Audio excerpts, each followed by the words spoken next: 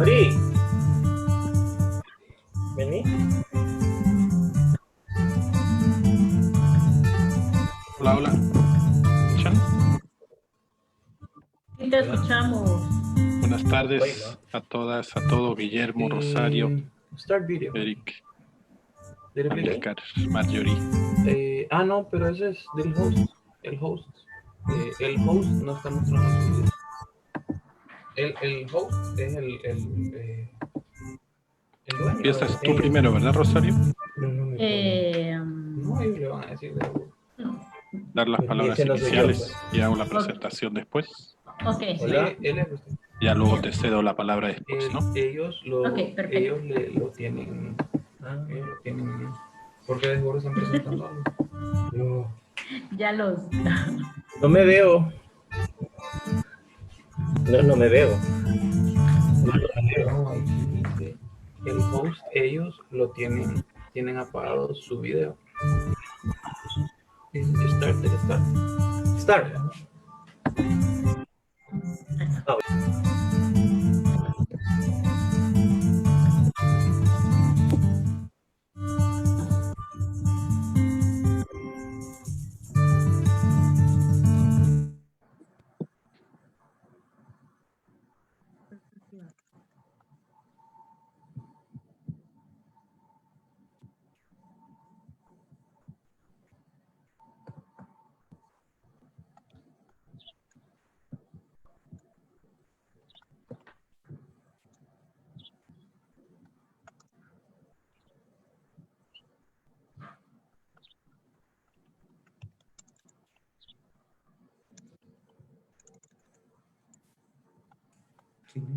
Ahorita lo pusiste.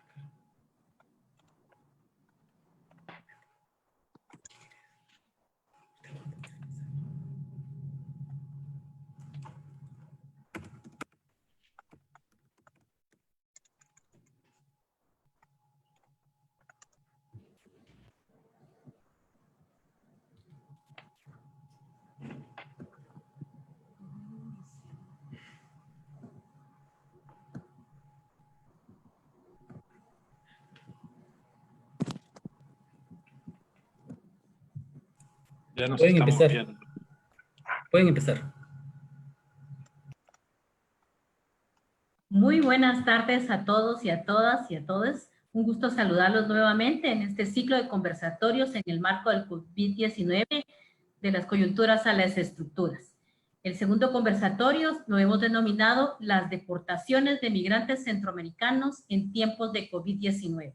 Muy buenas tardes. Dejo cedo la palabra a mi colega Sergio Prieto de Ecosur. Pues muy buenas tardes a todas, a todos, a todes. Es un gusto estar nuevamente con ustedes. Mi nombre es Sergio Prieto, soy migrante, migratólogo y cátedra CONACYT en el Colegio de la Frontera Sur. Como bien dice mi compañera Rosario, es un gustazo poder presentar esta segunda sesión de los conversatorios virtuales Transformación de las Inmovilidades en tiempos de COVID, que está coorganizado por el Programa Migración y Desarrollo de Flaxo Guatemala y el Laboratorio de Investigaciones Transfronterizas de Ecosur México. Esta iniciativa ofrece un espacio abierto de diálogo y de intercambio de conocimientos, experiencias y propuestas alrededor de las distintas problemáticas y transformaciones vinculadas a los procesos de migración humana en el marco de la pandemia global de COVID-19. Para ello, reivindicamos con esta iniciativa un posicionamiento y una mirada desde y hacia los sures globales, lo que implica incorporar los territorios, saberes y experiencias de las personas históricamente marginalizadas por los centros hegemónicos del poder político, económico o epistemológico. En esa lógica, desde esta identidad y con este convencimiento, En esta segunda sesión vamos a abordar algunos aspectos de las dinámicas de retorno, ya sea voluntario o forzoso, que afectan e importan a nuestras hermanas y hermanos migrantes, tanto de Guatemala como de Honduras, especialmente, pero también por extensión de Centroamérica y de todos los sures globales. Entonces, agradeciendo su presencia y su participación, espero que encuentren estos diálogos de interés y de utilidad para sus quehaceres y para su conocimiento. Y cedo la palabra nuevamente a mi compañera Rosario de Flaxo, Guatemala. Bienvenidas y bienvenidos. Gracias.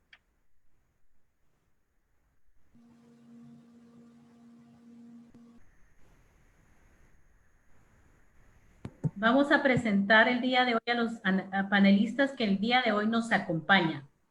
Guillermo Castillo, analista en temas migratorios y Build Act, Estrategia para Centroamérica, Proyecto Migrante de origen guatemalteco y radica actualmente en Ohio, Estados Unidos. Manuel Flores Fonseca, de la Universidad Nacional Autónoma de Honduras, profesor en temas de migración internacional. Marjorie Echenique, experta en atención a niños y núcleos familiares de migrantes retornados en Honduras. Les agradecemos su participación y el haber tomado el tiempo para acompañarnos en este conversatorio del día de hoy. Antes de iniciar con el panel, es importante compartir que vamos a presentar un video de la Asociación de Retornados de Guatemala, que está liderada por el señor Gustavo Adolfo Juárez, quien nos va a compartir cómo hacen la atención a los migrantes deportados en la sala de recepción del Instituto Guatemalteco de Migración, ubicado en la Fuerza Aérea de Guatemala. Damos entonces paso al video, por favor.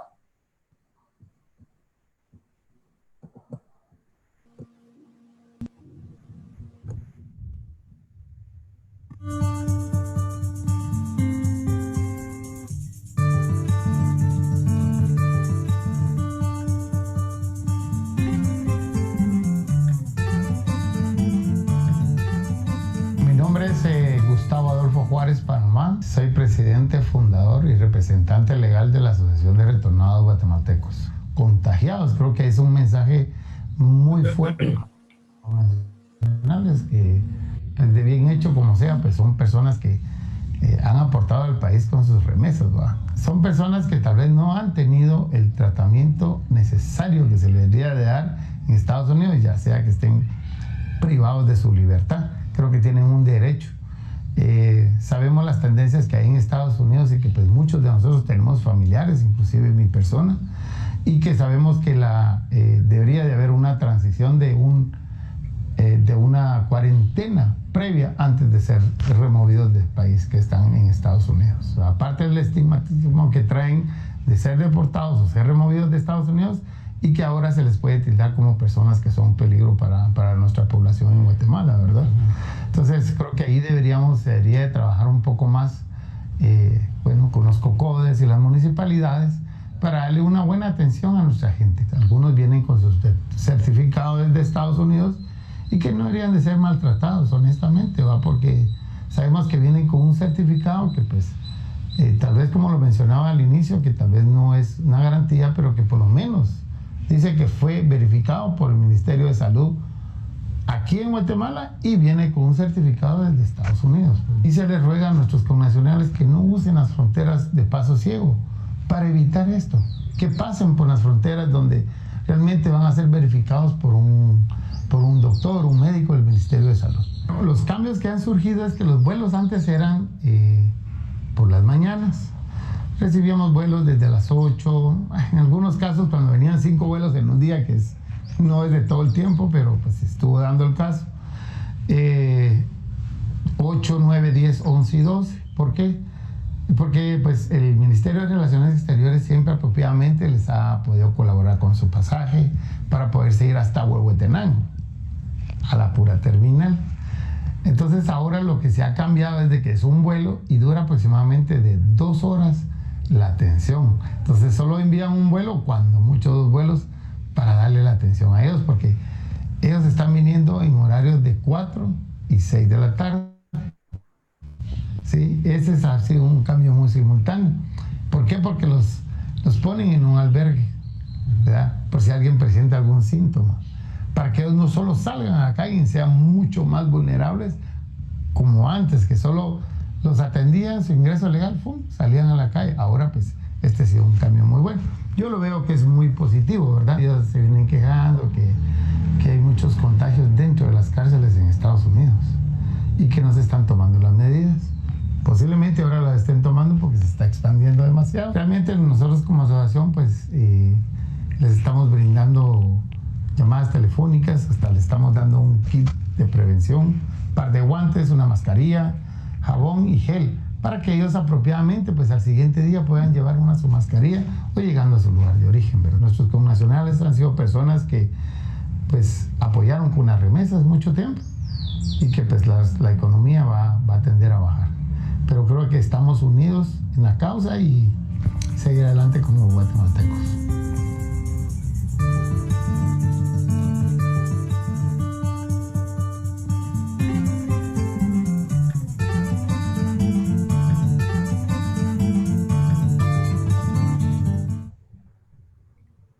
Muchas gracias por ver este video y de este aporte que nos brinda la Asociación de Retornados de Guatemala. Comentarles que en este primer bloque los panelistas, tanto Guillermo, Manuel y Marjorie, van a dar un contexto pre-COVID y durante el COVID, cómo se ha devenido el acompañamiento, la estigmatización, situaciones que han tenido que enfrentar los migrantes a partir de encontrarse afectados por la pandemia. En este caso, vamos a iniciar con Guillermo Castillo. Le daremos la palabra. Muchas gracias, Rosario, por la oportunidad y por el espacio en Flaxo, y agradecemos que se vincule la academia con la parte comunitaria. Mi nombre es Guillermo Castillo, estoy en Ohio, Estados Unidos, y en este contexto podemos partir que existen alrededor de 2.9 millones de guatemaltecos en Estados Unidos, alrededor de 145,000 guatemaltecos en la parte de México, 70% son indígenas, y tenemos que entender que COVID demuestra la sociedad del riesgo y el daño colateral del migrante. Vamos a hacer el análisis en 3 áreas. Primero, dentro de Estados Unidos, segundo, dentro del centro de detención de Estados Unidos, y tercero, en la frontera sur de Estados Unidos con México. En el caso dentro de Estados Unidos, tenemos 2 divisiones, estados santuario y estados racistas. En el caso de estado santuario, pues hay una mayor protección a los migrantes. En el caso de estados racistas o republicanos, pues las personas tienen la mayoría de veces miedo a ICE, no hay acceso al doctor porque no tienen seguro médico, miedo al idioma inglés, miedo a no poder cuidar sus hijos si en dado caso se contaminan con el coronavirus, miedo a las deudas funerarias versus a dejar el cuerpo en fosas clandestinas, y miedo a morir solo. En cuanto a los centros de detención, que es algo que realmente es un tema muy importante a tocar, es que existen alrededor de 200 centros de detención de ICE, de los cuales hay alrededor de 32,000 detenidos de ICE de distintas nacionalidades. De ello, alrededor de 4,613 guatemaltecos existían a abril 20 de este año. Y hay 1,105 menores bajo cuidado de ORR en el caso de los menores que están bajo cuidado menor.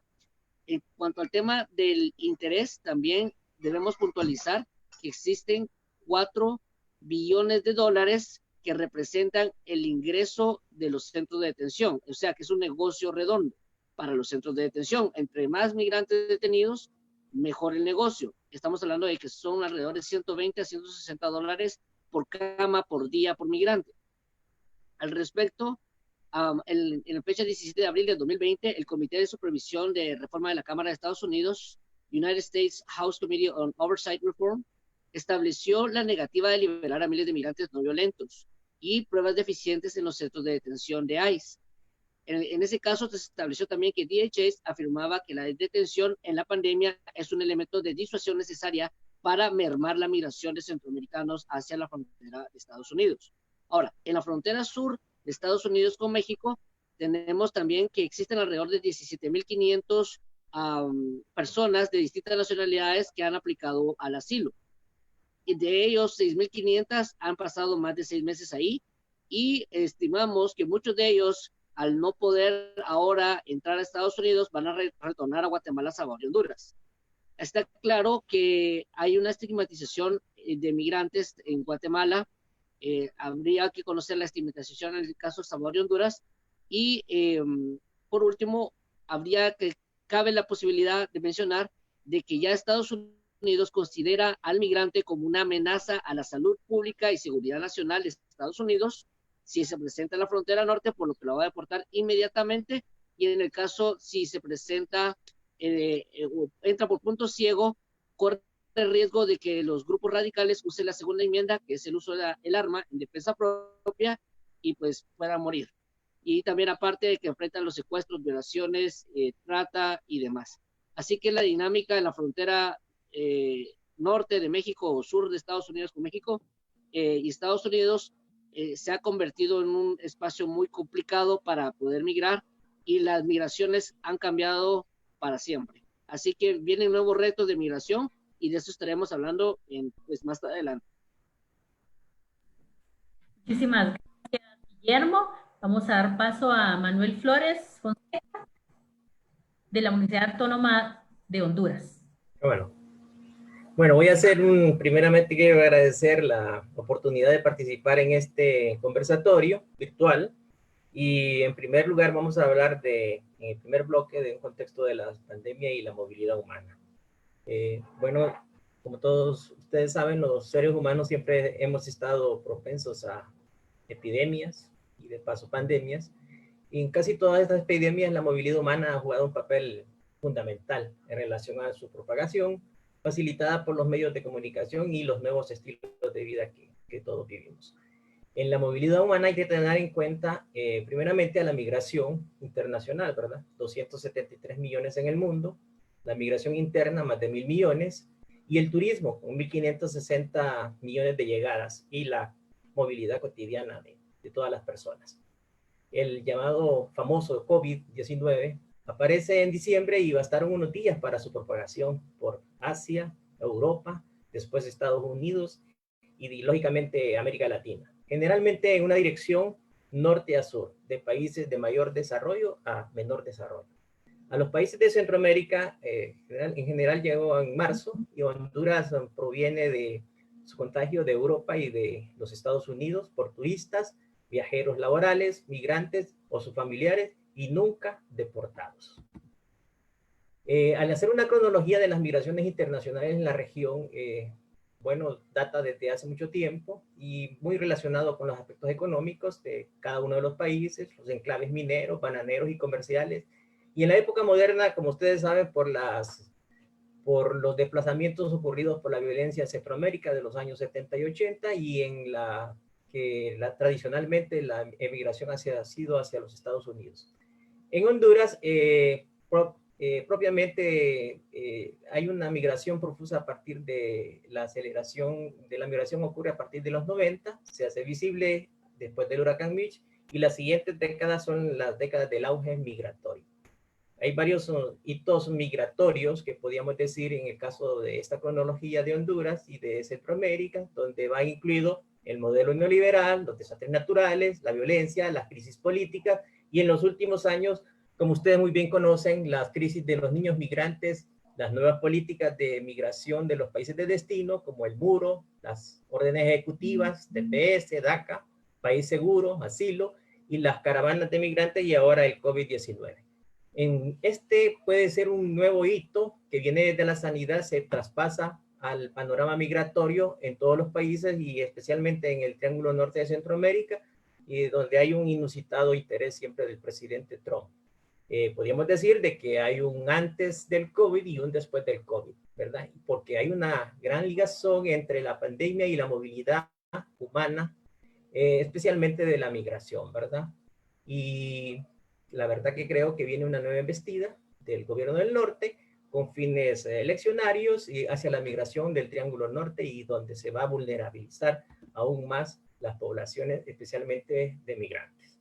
La verdad que en el caso de Honduras y de Centroamérica hay diversos estudios de la migración, y creo que a partir de las crisis de los niños y las caravanas se multiplicaron. La verdad que la migración es compleja, multicausal, y bueno, mi propuesta viene de los factores contextuales que afectan más a esas causas, que son los de carácter estructural y coyuntural, donde sobresalen la pobreza, la desigualdad, la crisis económica, los problemas de empleo y las nuevas o no tan nuevas manifestaciones de violencia, ¿verdad? Que se han modificado a través del tiempo, como ser las maras, los narcos, la política, la ambiental, la estatal y de entes privados.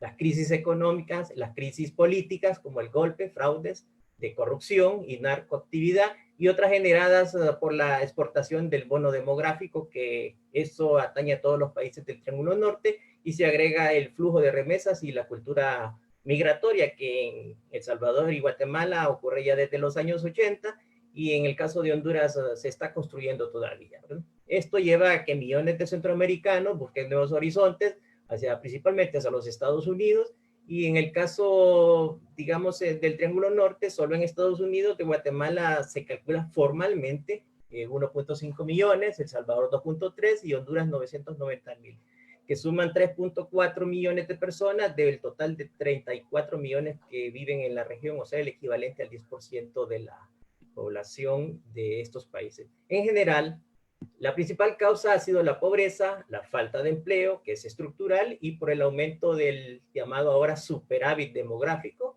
que afecta principalmente en el empleo, la violencia de todo tipo y la desesperanza por los efectos del modelo económico y de los estilos de gobernanza que ocurren en todos nuestros países.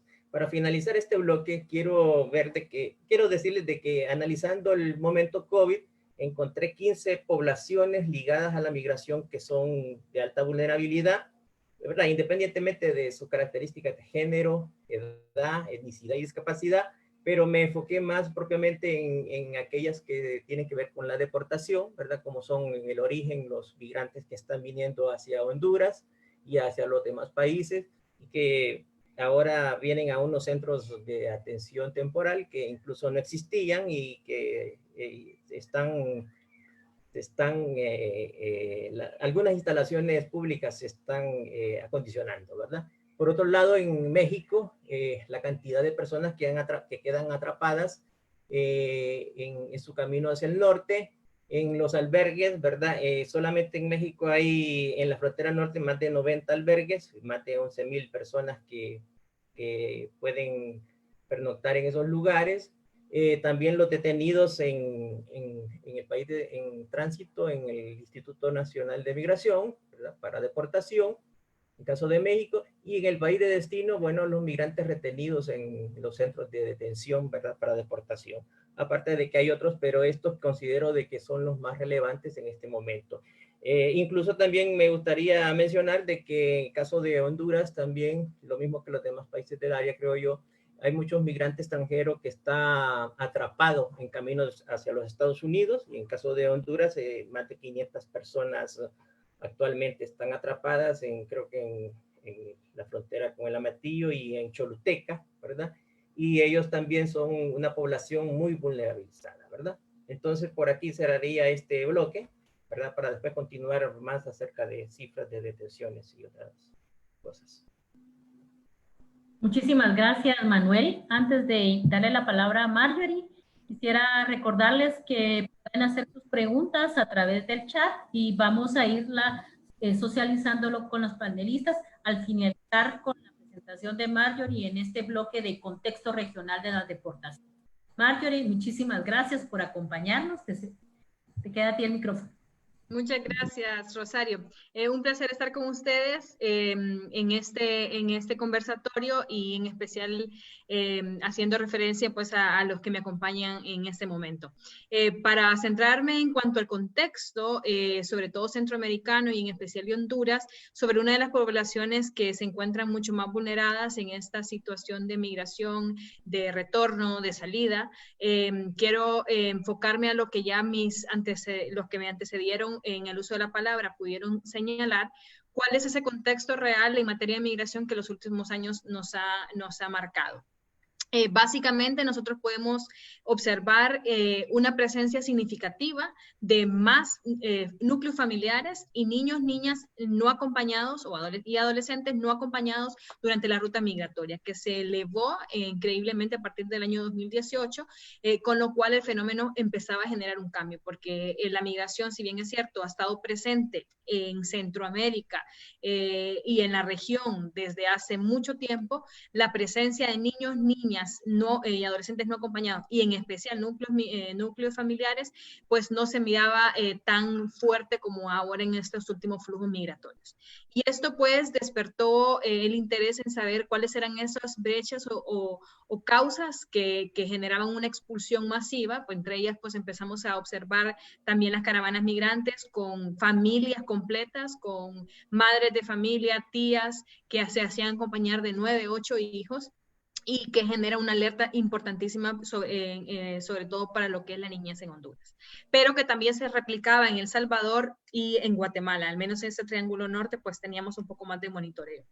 Y básicamente lo que nosotros estábamos viendo en este caso era los altos niveles de violencia, a pesar de que fue un tema que se quiso politizar muchísimo, ya lo decía antes Manuel, las causas del por qué la gente migra son diversas, es decir, estamos frente a un fenómeno multicausal, pero en específico tratar de identificar. Y una de ellas es, por ejemplo, la presencia de maras y pandillas en la captación de muchos de los adolescentes para obligarlos a formar parte, y que la única opción válida para ellos fuera de la formación que no tenían porque no están insertos a nivel educativo era salir a migrar para buscar mejores oportunidades. Otro elemento fundamental que se veía era la reunificación familiar, es decir, ya alguno de sus padres o si ambos padres se lograron instalar en Estados Unidos o en México, entonces buscar esa oportunidad para poder salir y lograr la reunificación familiar o la mejor vida.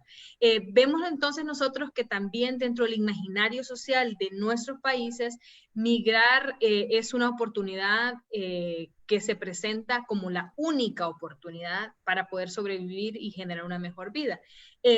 Sin embargo, presentaba muchísimos retos, puesto que se empezó también a utilizar mucho más a los niños, sobre todo los que iban separados de sus familias, porque se consideraba que llevar a un niño en la ruta migratoria garantizaba el acceso a una visa o un asilo.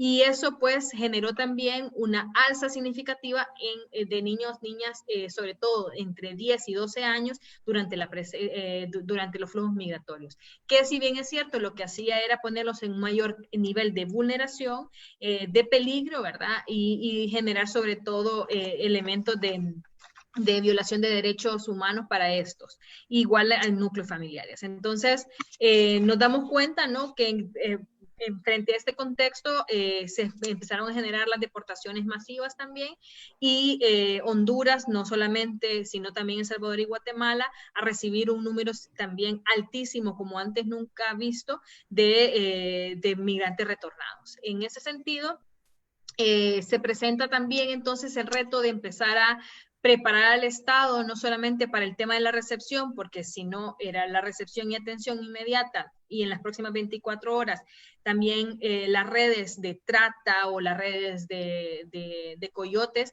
ya habían ofertado un segundo o un tercer intento con la misma cantidad. O sea, te estoy tratando de poner en el escenario los retos significativos durante este flujo migratorio y cómo empezó a salir la gente masivamente buscando nuevas modalidades, como el tema de las caravanas en ese sentido. Y el reto entonces en este momento, previo al COVID, era lograr realmente una reinserción social y económica sostenible en el tiempo a nivel local. Y por ahí entonces se planteaba ese escenario de empezar a movilizar estructuras estatales, de empezar a movilizar estructuras u organizaciones de base comunitaria que pudieran brindar realmente esa adaptación y empezar a brindar. Pero vuelvo a lo mismo que ya mencionaba Manuel, al ser multicausal el fenómeno, la respuesta también implicaba e implica, ¿verdad?, una respuesta. Ahora, frente a contexto COVID, no significó, ¿verdad?, que los niños no se encontraran presentes, al contrario, a pesar de que las fronteras fueron cerradas y muchos de nuestros compatriotas centroamericanos se quedaron estancados en Estados Unidos y en México, empezamos a ver uno de los primeros países, que fue Guatemala, de recepción de niños y niños no acompañados durante el retorno, sin medidas de seguridad, sin medidas de salubridad, sin medidas de protección adecuadas. Lo que generaba mayores niveles también de estrés, de cansancio. Nuestros estados abrieron la posibilidad de las deportaciones ilegales además, porque un elemento fundamental es cómo Estados Unidos, quien empezó con el tema de las deportaciones o retornos involuntarios, a pesar de que le llamamos retornos, lo está haciendo y lo sigue haciendo bajo un argumento legal del Código de Salud Pública que en los años 40 fue aprobado, pero que violenta todos los principios nacionales e internacionales en materia de la movilidad y la migración, que es remitirlos inmediatamente sin ningún proceso, sin el debido proceso dentro de los Estados Unidos. Y simplemente en fronteras, ¿verdad?, y bajo el control fronterizo, retornarlos inmediatamente en las primeras 24 horas. Esto pues generó para los estados una presión fuertísima de recibirlos, pero sin ninguna preparación. Y ahí es donde el COVID se genera no solamente un doble estigmatismo del que ya ha salido, sino que el que regresa además que posible portador de una enfermedad. Y ahí lo que mencioné antes, que era el mayor reto, que era la reinserción local y comunitaria, hoy que las redes de base comunitaria eran las que iban a abrir las puertas para lograr esa reinserción primaria, hoy son las que cierran las puertas para los migrantes retornados. Y ahí pues núcleos familiares completos, sin ninguna oportunidad, sin comida, en confinamiento, sin trabajo, sin redes de apoyo, y eso es lo que coloca aún en mayor vulneración de estos flujos migratorios. Pues cerraría este primer contexto. Muchas gracias. Muchas gracias, Marjorie. Entonces, lo que vemos es una nueva etiqueta para el migrante deportado. En el caso de Guatemala, oficialmente el 13 de marzo, el presidente de Guatemala menciona que en la cadena nacional que un deportado es portador del virus. Y entonces la mirada se torna a los migrantes deportados. Y empieza una nueva estigmatización y vemos a través de las redes sociales, nacionales e internacionales, todas las expresiones que dieron a partir de ver la mirada del portador del virus se fijó en los migrantes deportados. Tenemos una pregunta de Mariana Giorgetti. Nos escribe, ¿cuál es el rol de la Procuraduría de Derechos en los procesos de repatriación? En este momento, no sé si Guillermo quisiera hacer un comentario respecto a eso. Específicamente sobre la acción de Procuraduría de Derechos Humanos en general, ¿correcto? Sí, en el tema de repatriación. Ya. Bueno, la Procuraduría de Derechos Humanos siempre nos ha brindado el acompañamiento estando en Guatemala. Y está claro que para actuar la Procuraduría de Derechos Humanos siempre en Guatemala puede hacerlo en coordinación con CONAMIGUA y con el tema de relaciones exteriores. Sin embargo, CONAMIGUA es la que debería velar por estos derechos y ha sido ineficiente. Y pasaremos a platicar un poco más sobre la destitución del secretario Nares dentro del siguiente segmento. Pero, digamos, la función de la Procuraduría de Derechos Humanos sí ha velado un rol importante en Guatemala, ha velado por la protección de los migrantes, ha defendido nuestros intereses, y a pesar de estar desde el exterior, en el exterior no pueden actuar por pues, el mandato que le corresponde solo a relaciones exteriores, pero ha hecho todo lo posible por ayudarnos a la comunidad migrante.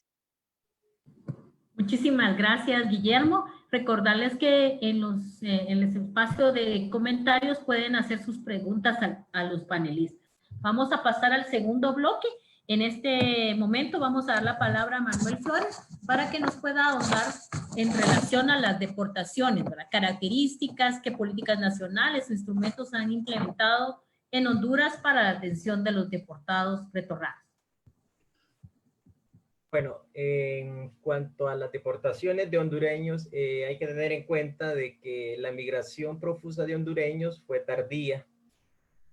Fue tardía porque se hizo en mayor volumen a partir de los 90.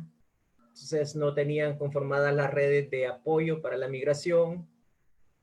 Hasta el acceso al coyotaje al inicio se hizo en otros países vecinos. Las organizaciones privadas vienen trabajando con migrantes desde hace más de 20 años.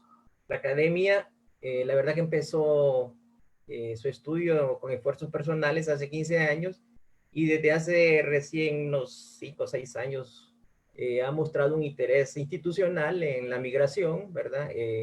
Flaxo, para el caso, su organización tiene un observatorio de la migración dentro de la Universidad Nacional.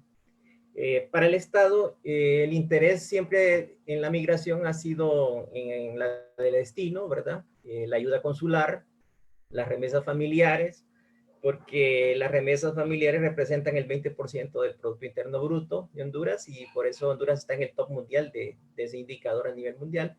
Y las deportaciones recibidas, ¿verdad? Ahí el órgano institucional del Estado de Migraciones es el Instituto Nacional de Migración, ¿verdad? Antes fue la Dirección General de Migración. Y aunque han habido muchos avances, ¿verdad? La verdad que el énfasis, todavía hay un énfasis en la seguridad, ¿verdad? En la seguridad de la migración. En las estadísticas de deportación se iniciaron en los centros de atención al migrante retornado que administraban las hermanas escalabrinianas. Después en la década el gobierno se hizo cargo ya de su conteo a través de un organismo que se llama el Centro Nacional de Información del Sector Social y ahora el Observatorio Consular conmigo de la Secretaría de Relaciones Exteriores, ¿verdad? Ahora hay una mayor disponibilidad parcial de algunos datos en la web, ¿verdad? A través del CENIS y también a través de conmigo, ¿verdad? Pero la verdad que como esto ha sido muy tardío, la verdad que todavía las instituciones a veces hasta hay algún pequeño celo en el manejo principalmente de los datos, ¿verdad? Una cosa interesante es que, bueno, el interés de la migración y principalmente el número de deportados, yo hice una estimación en el año 2012 y encontré que entre el 2001 y 2012 llegaron aproximadamente 229,000 migrantes por vía aérea desde los Estados Unidos y esa estadística es del Centro de Apoyo al Migrante Retornado. Pero encontré de que no cuadraban los datos cuando uno miraba la cantidad de migrantes que tenía, las devoluciones que hacía México, que eran el doble, 500,000 eventos de devolución en el mismo periodo. Y al sumar estas dos, más o menos, esto daba como el 10% de estas dos poblaciones, daba el 10% de la población promedio en esos años, lo cual lo miraba de una manera exagerada. Por otro lado, ya el ver las cifras de migrantes retornados recientes, hemos visto de que a partir de datos de conmigo, de que en los últimos 5 años, desde el 2015 al 30 de abril de este año, suman 397,913 personas que han llegado al país, ¿verdad? Deportados, ¿verdad? En el 2009 se encuentra una cifra extraordinaria de 109,185 personas deportadas y en el 2020 ya la suma hasta abril suman 20,182 personas, ¿verdad? Ya si lo miramos por el lugar de origen de esa deportación, básicamente es mayoritaria de México, 10,800 personas y Estados Unidos 8,000 personas, ¿verdad? También el uso del medio de transporte de esa devolución generalmente ha ocurrido vía aérea y vía terrestre, desde Estados Unidos, vía aérea, y también incluso vía aérea desde México, y en el caso de terrestre, más que todo desde México y muy pocas personas desde Guatemala. Bueno, entonces, esos son podríamos decir, las cifras oficiales, pero también he encontrado de que hay otros datos de este Centro Nacional de Información del Sector Social. Entre el 2016 y 2020, ellos dicen que suman un total de 288,000 eventos de devolución, ¿verdad? Y esto no, si lo comparo con los datos de Conmigo, hay una diferencia que posiblemente sean de niños, tal vez, o de otras poblaciones, porque la verdad que sí, el Centro de Información del Sector Social sí llena una boleta completa de información que puede caracterizar en mejor medida a los migrantes retornados. Porque hay que recordar que esta información es muy importante para fines de política, ¿verdad? Para fines de ubicación de los lugares, de los territorios donde salen los migrantes, generalmente los que son devueltos, ¿verdad? Esto también se puede cruzar con otra información que existe en el país, como ser de los censos de población, las encuestas de hogares y también las estadísticas del Instituto Nacional de Migración, si tuviéramos acceso a ellas. Por otro lado, este es como una especie de un rompecabezas más o menos de cuadrar un poco cifras, pero buscando en el internet, la información, uno se encuentra con los datos del Border Patrol, ¿verdad? Encuentra en la migración de la frontera suroeste de los Estados Unidos, que por año fiscal ve un valor espectacular a partir del año fiscal 2018 y 2019, ¿verdad? Y esto es básicamente por el incremento por las caravanas de migrantes, ¿verdad? Y aquí me puse a hacer una estimación que me dejaron ustedes de tarea, y es de que viendo estos datos del CBP, encuentro de que una cantidad de que casi 2 millones de personas involucradas del Triángulo Norte de Centroamérica, ¿verdad? Han estado involucrados en los últimos 3 años y meses, ¿verdad? 1.1 millones del Triángulo Norte y 771,000 de México, ¿verdad? O sea, entre el 2018 y 2019, Honduras más o menos hizo un incremento entre esos años de 4 veces, El Salvador 3 veces y Guatemala 2 veces, ¿verdad? Al graficar estos datos, uno se da cuenta de la magnitud de detenciones que se producen en las fronteras, no solo aprehensiones, sino que también inadmisibilidad que existe en la frontera suroeste de los Estados Unidos, e incluso, dice, este es todo un proceso de poder manejar toda esta cantidad de población que puede ser retenida y después de vuelta a México, de vuelta a los países de origen, ¿verdad? Ahora, la respuesta estatal, nosotros vemos de que los deportados son un eslabón frágil en la migración, son el resultado de un sueño frustrado de éxito migratorio y después de las penurias que tienen en el lugar de origen, que se acrecientan en el tránsito y después se pierden en el destino si se logra llegar al destino, ¿verdad? Los procesos de detención y deportación no son inmediatos y generan en las personas ansiedad por la pérdida de libertad, ¿verdad? Y esto porque se dan con organismos terciarizados. Una vez devueltos al país, brindan sus datos y sus posibles opciones de capacitación estatal, que incluso también en caso de Honduras son terciarizados a través de ONG. Y la verdad que de ahí viene el proceso de viajar a su comunidad u otra de refugio, ¿verdad? Este es un reto. Cuando su salida fue por violencia, son altamente vulnerables. En las comunidades existe el estigma de la deportación como derrota, contrario al migrante que pudo entrar a los Estados Unidos o a otro país de destino. Los deportados son vistos desde el Estado, se convierte como un problema político en sus relaciones con los países de tránsito y destino. El Estado registra las devoluciones, sus datos, sus características de estas poblaciones, pero no son sujetos de una política estatal efectiva de intervención. Son necesarios, pienso, acciones territoriales de intervención, principalmente en las personas que tienen una alta propensión a migrar. Y la oferta ofrecida por el Estado no genera disminución de la propensión a migrar, a nuevos intentos migratorios. Eso no lo está haciendo. Y no hay un seguimiento efectivo de los deportados para lograr su inserción social y económica. En los proyectos de cooperación internacional en la migración son muy pocos y tienen poca efectividad. Incluso los de USAID no tienen proyectos específicos, solo indirectos. Y ven a la migración desde el enfoque de la violencia, que no necesariamente es la principal causal. Yo lo que estoy viendo es que la situación se agrava y llueve sobre mojado. En los últimos 2 años creo que han sido los de mayor número de detenciones e inadmisibilidad en la frontera suroeste de los Estados Unidos, por las caravanas, y antes fue por los niños migrantes. Por ende, debe haber un elevado número de detenidos en los centros de detención en los Estados Unidos y de deportados, ¿verdad?, que van a ser enviados. Las nuevas disposiciones de acelerar el envío a los países de origen a los detenidos, aún con la pandemia, eso se está dando en el caso de Honduras. El anuncio del envío de solicitantes de asilo a México y Guatemala, y que se había detenido momentáneamente ese proceso. El discurso político de Estados Unidos también en contra de la migración viene con más fuerza, y en los últimos días ya se mencionan muchas cosas, y los centros de albergues en México, en la frontera, están saturados, ¿verdad? Y incluso hasta ahí la muerte de un guatemalteco que exigía mejores tratos que en este momento de la pandemia. Y también hay que mencionar la negociación oscura de los gobernantes del Triángulo Norte de Centroamérica con los Estados Unidos sobre el tercer país seguro.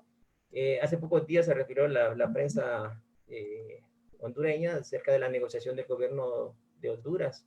Y no se sabe si es una negociación o fue una orden en los momentos actuales de la pandemia. Todo esto en realidad conduce a que hay una estigmatización de los deportados que llegan a los lugares de origen, llegan a centros de aislamiento temporal, que se están, podríamos decirse, acondicionando, ¿verdad?, en algunas instituciones públicas. ¿Se imaginan ustedes después del encierro en los Estados Unidos volver a estar en cuarentena? Pero es por su seguridad, ¿verdad? Y lo peligroso es aumentar ese flujo se vuelve más profuso de deportaciones, y no se puedan manejar porque pueden ser muchos, porque se ha retenido en los últimos días.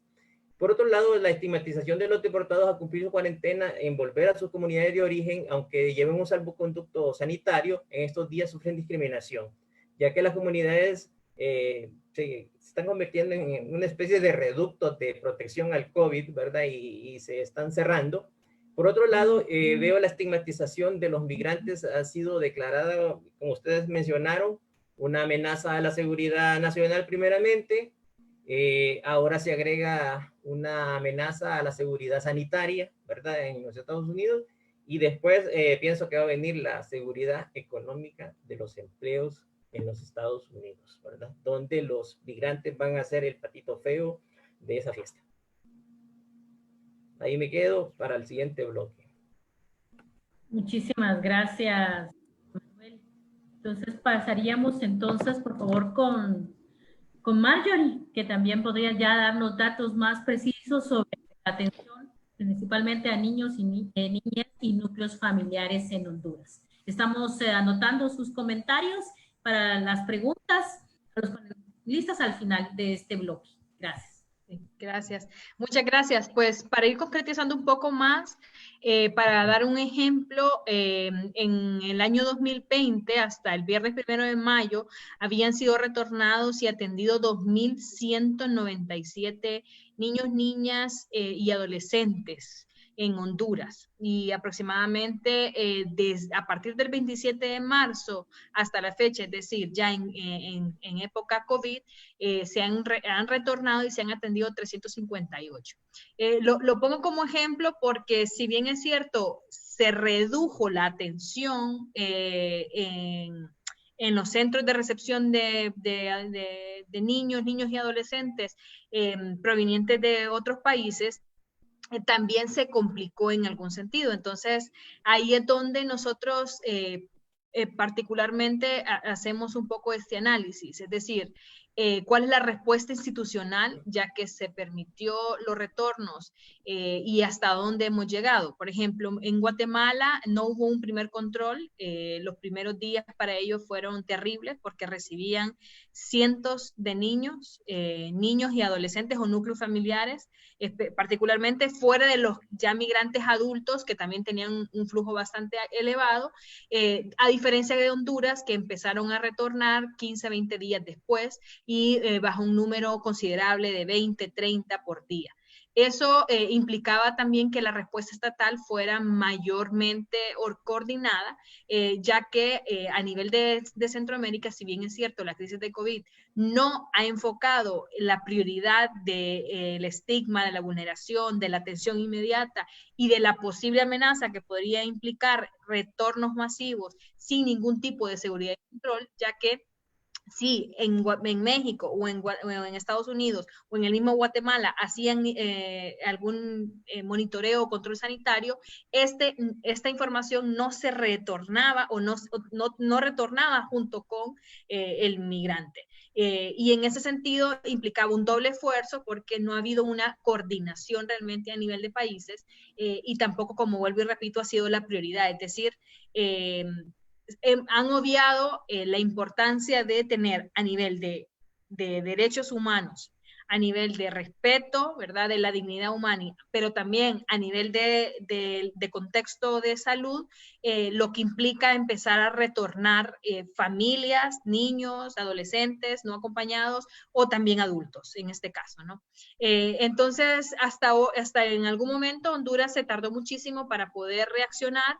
Si bien es cierto, los encargados de la emergencia sanitaria, de la crisis sanitaria, tuvieron a bien construir algunos protocolos, no hubo una respuesta inmediata para centros de atención temporal para poder generar una cuarentena, ni tampoco en Guatemala lo estaban haciendo hasta en ese momento, que implicaba un retorno, una toma de temperatura y una salida. Pero, ¿qué significaba para el migrante retornar?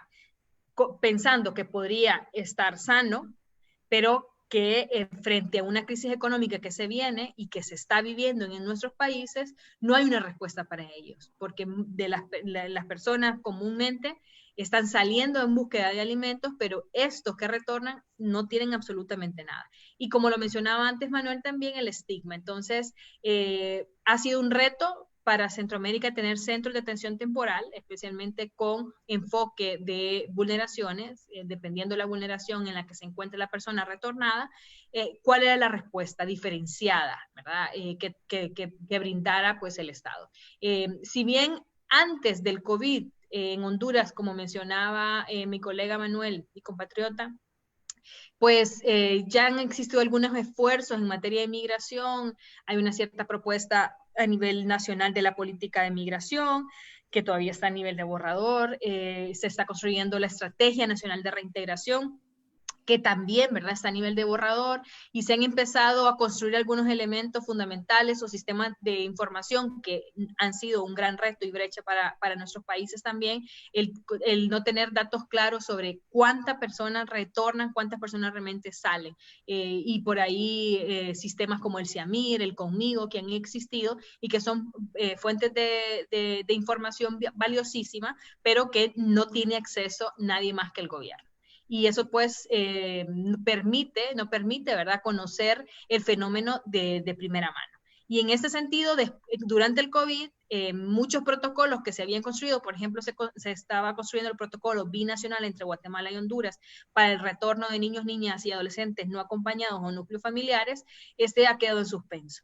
Y esto, al contrario, vimos y hemos visto a través de los medios de comunicación cómo aparecen 30, 40 migrantes retornados en frontera, Corinto, provenientes de Guatemala, sin ninguna notificación previa. Es decir, se considera y se piensa, y así lo manifiestan ellos, que fueron deportados desde Guatemala de manera involuntaria y dejados en la frontera, pero sin ninguna comunicación. Entonces vamos viendo cómo también estas brechas que anteriormente se estaban cerrando vuelven a abrirse un poco más. La falta de comunicación entre países, la falta de comunicación interinstitucional. Lo mencionaba antes, para poder brindar ese tiempo de cuarentena, pero también garantizarles la salud mental, el alimento básico a todos estos compatriotas retornados, era importante empezar a construir centros de atención temporal, los cuales muchas organizaciones de sociedad civil se abrieron sus puertas, iglesias, para poder recibirlas, pero la comunidad cerró absolutamente e incluso fueron violentos. Quemaron, de hecho, un hotel en la zona norte de nuestro país para evitar que los migrantes retornados fueran hospedados ahí para pasar su cuarentena por el temor de la enfermedad. Es decir, empezamos a ver entonces manifestaciones que no se habían visto antes y que implican entonces un actuar institucional. Hasta ahora ha tenido que darse una respuesta enteramente institucional. Quiero decir que los centros de atención temporal que se han abierto en Tegucigalpa, ya que en San Pedro Sula no se han podido abrir en la zona de Honduras, han tenido que ser exclusivamente en instituciones públicas, porque no hay acceso para que puedan abrirse a otro nivel. Y luego el elemento fundamental de la respuesta es, si bien es cierto, se están construyendo protocolos de salubridad, de seguridad integral, pero no tienen la diferenciación ni el enfoque de derechos humanos, ni tampoco se está pensando en el qué pasa después de los 14, 15 días, cómo se maneja, ¿verdad? Como un elemento fundamental, tampoco dentro de los centros hay mayor actividad. Si bien es cierto, todo el camino de ida, más el camino de retorno y todo lo que pudo haber sucedido durante el COVID, genera un estrés emocional fundamental, no hay una respuesta concreta y adecuada para saber qué hacer con las personas que están en cuarentena temporal, que si realmente tienen acceso a teléfono para poder comunicarse con su familia, que cómo van a regresar, que si regresan con las manos vacías o no. Entonces, vamos viendo, ¿no?, que esta respuesta institucional no se ha puesto como en la agenda pública como una prioridad para dar respuesta, sobre todo por esta estigmatización de ser el portador del COVID, ¿no? Sea asintomático o sea o presente síntomas. Básicamente, podríamos estar enfrentándonos a un retroceso de algunos avances institucionales que ha costado que se hayan desarrollado, el flujo de la información, la coordinación binacional o trinacional o regional, elementos de concientización, de construcción de imaginario social, y podemos estar pensando que haya salido de la prioridad nacional como una prioridad fundamental, porque realmente es un fenómeno que genera muchas secuelas, y podríamos estar entonces enfrentándonos a un fenómeno que haya mutado, ¿verdad? Y que genere más bien más brechas o más riesgos, ¿verdad? A nivel nacional. Básicamente. Muchas gracias. Muchísimas gracias, Marjorie. Una buena radiografía de lo que están viviendo los migrantes deportados en Honduras y que lamentablemente se ha estado repitiendo en los países como Guatemala también.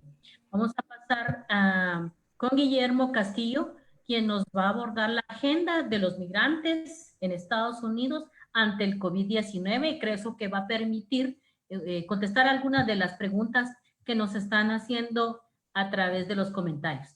Guillermo, muchas gracias.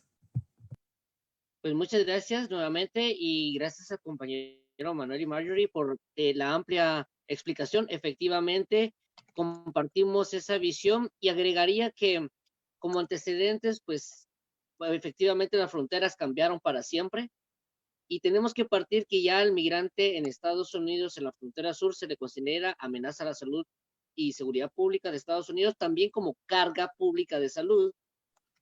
Y como efectivamente mencionaban los compañeros, es un tema multicausal el que genera la migración y se debe abordar de manera multidimensional para poder encontrar soluciones a la reintegración o reinserción de las personas que salen de los países migrando y que también quieren regresar, porque también hay migrantes que se está hablando de la migración inversa que quiere regresar de Estados Unidos hacia los países.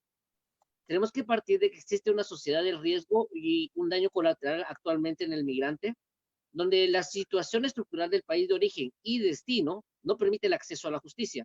Entonces, básicamente se viene a pasar a Estados Unidos mal y regresar al país de origen mal. Es como estar ni de aquí ni de allá. Para eso necesitamos pensar fuera de la caja y tener dinámicas en las que la parte política del ejecutivo, legislativo, municipal, ejecuten acciones junto con sociedad civil donde se cumpla la ley, y tenemos que partir que deportar a todos los migrantes es poco práctico. Debemos ver a los migrantes como activos contables e inversionistas con plaza en Estados Unidos que pueden alinearse a la agenda bilateral de Estados Unidos con Centroamérica, que son dos leyes, llamada Estrategia de Estados Unidos para Centroamérica y Build Act, como también a las leyes migratorias. Son varias dinámicas que podríamos presentar para la reintegración de los migrantes y también para generar economía junto con el sector privado y generar también divisas. Podríamos hablar de 7 soluciones.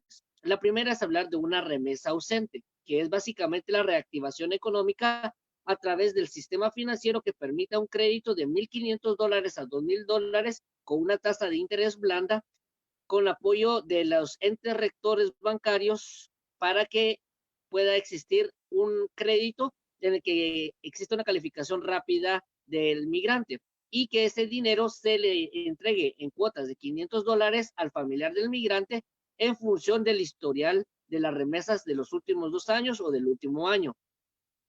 También podemos ver una segunda solución.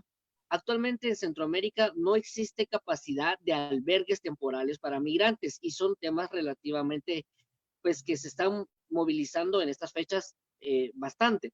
Sin embargo, los centros de detención en Estados Unidos representan ya $4 billones para el sector privado y ellos ganan dólares por cama, por día, por migrante. Entonces, lo que está sucediendo es que al liberar a los migrantes en los centros de detención y vaciarlos, obviamente regresa la gente deportada, pero tiene que volver a detener internamente para poder volver a llenar las camas y para poder volver a generar la maquinita de dólares para el sector privado norteamericano. Entonces, la apuesta es que los gobiernos centroamericanos propongan que esos centros de detención que ya reciben dinero del gobierno norteamericano y que no hay que gestionar nada más, puedan financiar los albergues en los países centroamericanos, donde sigan ganando los $120 o los $160 por día, por cama, por migrante, pero ya con un trato humano en los países de destino. Entonces, eso permitiría recursos frescos que actualmente no tienen los países centroamericanos y que de todos modos los centros de detención van a ocupar, porque si no siguen deteniendo internamente dentro de Estados Unidos, porque requieren migrantes para generar la maquinita de dólares. Entonces, esa es una solución un poquito innovadora que podría plantearse. Una tercera opción es hablar de la migración por mérito en una probatoria condicional que es de Community Service. Actualmente, en el caso de Guatemala, podemos establecer que existen 2.9 millones de guatemaltecos en Estados Unidos y alrededor de ellos 500,000 están frente a la corte. Y actualmente, cuando un migrante se presenta a la corte, independientemente del país de origen, y pierde el caso, entonces lo que sucede es que tiene 2 opciones. Tiene el retiro voluntario de 30, 60 o 90 días o deportación. En este caso, estamos planteando que exista una tercera opción, que es, como decía, la probatoria condicional. Es decir, que el migrante se convierte en un generador alineado a la política exterior, donde cumple las leyes paso a paso de permanencia temporal legal, tal vez de quizás 2 o 3 años, bajo una estricta verificación de antecedentes, huellas dactilares, pagar multas, pagar impuestos, justificar un empleo, una buena conducta moral y servicio a la comunidad.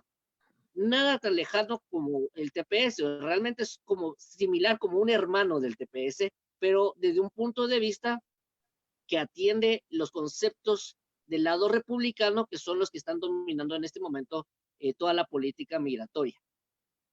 Es importante entender que la política, aunque la política del presidente Obama también incrementaba las deportaciones, pero tenía prioridades, tenía 3 prioridades. Tenía la prioridad de criminales, la prioridad de familias y la prioridad de menores. En este caso, se focalizaba más hacia las partes criminales, pero en el caso actual no hay prioridades. Desde que se inició la presidencia de Donald Trump, específicamente todos son por igual y todos van para afuera.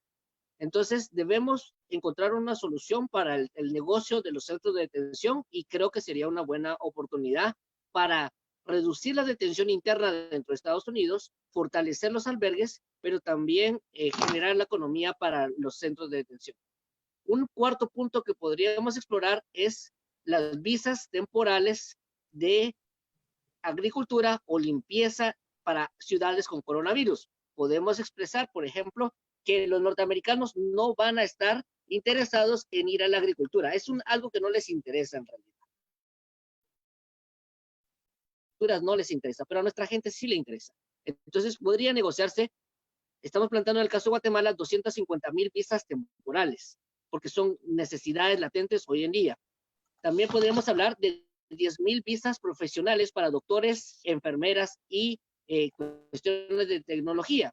Esto permitiría que las personas profesionales puedan migrar y los migrantes de Centroamérica ya no sean vistos como criminales, como narcotraficantes, como violadores, sino son personas que están contribuyendo al desarrollo de dos naciones y generando economía para ambos países.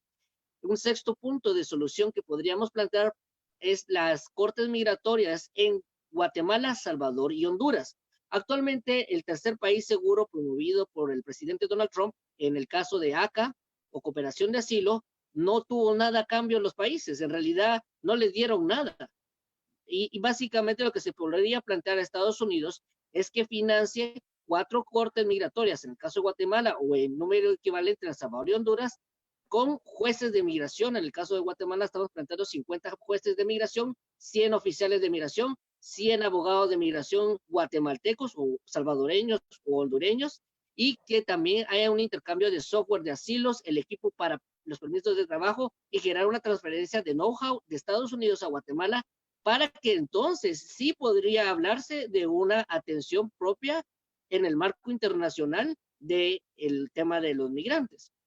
Tenemos que estar claros en un punto número 7 también, que la migración inversa ya se está fomentando. Y hay mucha gente en Estados Unidos que quiere regresarse a su país de origen y quizá tiene algunos dolaritos guardados o puede gestionar algunos apoyos.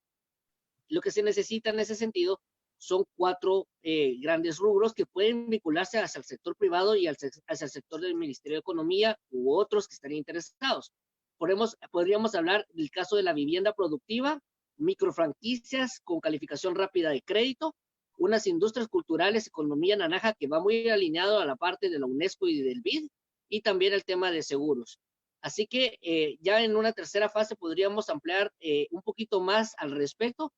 Esas son soluciones para reintegrar a los migrantes de una manera que se genere, y citando al guatemalteco Raúl Molina, un acuerdo justo de movilidad humana, porque realmente necesitamos encontrar soluciones dinámicas, pragmáticas y que permitan soluciones inmediatas.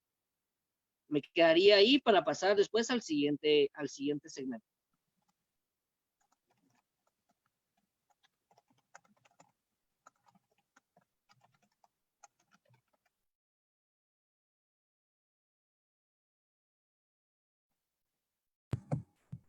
Vamos a pasar al bloque de preguntas y voy a trasladarlas directamente a cada uno de los panelistas.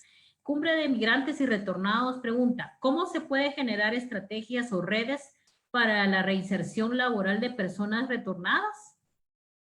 Luego tenemos este sería para Guillermo, tenemos de Edith Velázquez, en el tema de niñez migrante, que son retornados de Estados Unidos, ¿son niños que recién llegan al país o son niños migrantes que ya estaban en Estados Unidos?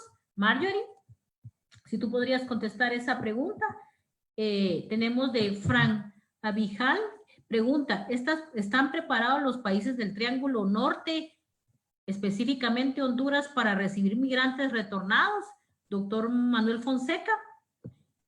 Empezamos con estas primeras 3 preguntas. Les pediría que sean lo breves para que podamos ir avanzando con el conversatorio.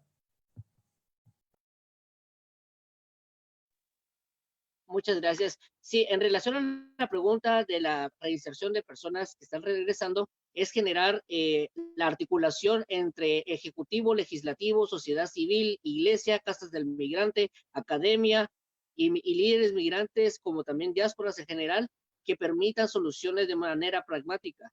Eso se puede generar a través de grupos de WhatsApp, a establecer agendas dinámicas y este tipo de conversatorios que esperamos que sea el primero y de muchos otros que puedan generarse en distintos espacios, también de emprendimientos y MIPYMES, como también con periodistas. Gracias. Marjorie. Sí, en efecto, es una pregunta bastante interesante porque si estamos hablando pre-COVID, pues eran niños que se encontraban en una situación de asilo o porque se había denegado el asilo. Pero justamente ahora la preocupación más grande es expulsión realmente de niños, niñas y adolescentes no acompañados directamente desde la frontera de Estados Unidos, sin la oportunidad de que puedan buscar en el debido proceso la protección y en violación, ¿verdad?, de sus derechos de protecciones especiales amparados en leyes que sí existen en los Estados Unidos y además en leyes internacionales. Lo que entendemos es que en Estados Unidos no solo se están expulsando a estos niños, niñas y adolescentes sin acceso a una protección adecuada, pero también sin acceso a una evaluación por cuestiones de seguridad antes de expulsarlos. O sea, si realmente así como el procedimiento lo permitía, requieren de una protección especial de no ser expulsados. Estamos conscientes que Estados Unidos está utilizando el argumento COVID, ¿verdad?, como una razón política para poder ampararse a temas de salud en una ley de salud pública, ¿verdad?, mencionada, pero que viola directamente, como lo decía, otras leyes internacionales. Hay organizaciones en Estados Unidos que están interesados en proporcionar apoyo y que han dado la luz. Ahora, en concreto sobre la pregunta, esa es la información que se tiene desde estas organizaciones, pero cuando uno consulta directamente a la institución pública centroamericana, hondureña en este caso, que está brindando la atención y la recepción directa, no es un tema que están sacando a la luz, es decir, no lo están indagando, porque cuando yo lo quise indagar directamente, no les pareció muy interesante saber si venía de frontera o si venía del interior. Si hubiera venido del interior estaba bien porque se supone había llevado todo el debido proceso, pero ellos no entendían o no entienden que la mayor parte de esas deportaciones que ya nos han anunciado organizaciones de Estados Unidos están haciéndose bajo esta ilegalidad que se menciona bajo el argumento y el amparo del COVID. Tampoco, ¿verdad? Muchos de ellos entienden, los migrantes retornados, todos estos elementos porque por lo general son nuevos, pero se está incentivando para poder tratar de sacar una estadística más concreta de cuántos están viniendo directamente de frontera y cuántos del interior. En principio, casi el 100% de estos últimos están viniendo desde frontera. Gracias. Bien, doctor Manuel. Con respecto a la pregunta si Honduras está preparada para recibir migrantes retornados, la verdad que no está preparada, ¿verdad? No ha estado nunca preparada, porque no existen las condiciones económicas ni las instalaciones incluso para poder estarlos recibiendo. Y con esta situación del COVID, ¿verdad? No hay... Incluso no se están recondicionando unos centros de aislamiento temporal que como se mencionó Marjorie, son en instituciones públicas, ¿verdad? Porque hay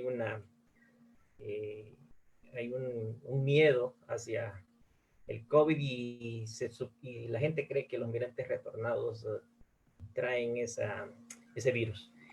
Por otro lado, también veo que Honduras no ha sido muy benevolente con el trato de los extranjeros que van en tránsito hacia los Estados Unidos, ¿verdad?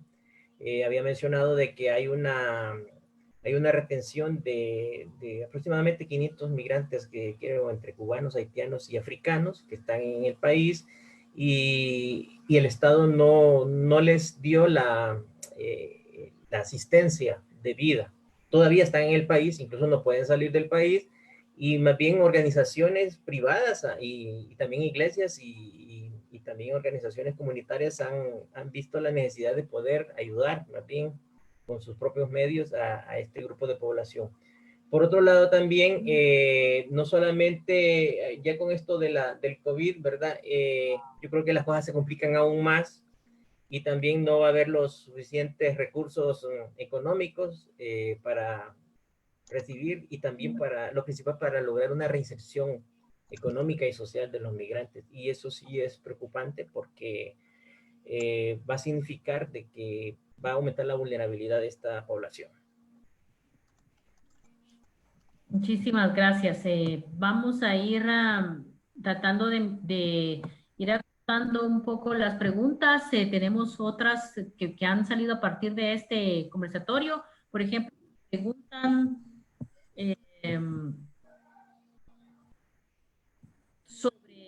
nos pregunta sobre si hay un estudio o dato. Violeta Bella nos pregunta si existe algún estudio o dato que aborde qué impacto económico tienen las deportaciones sobre las familias de migrantes en Estados Unidos.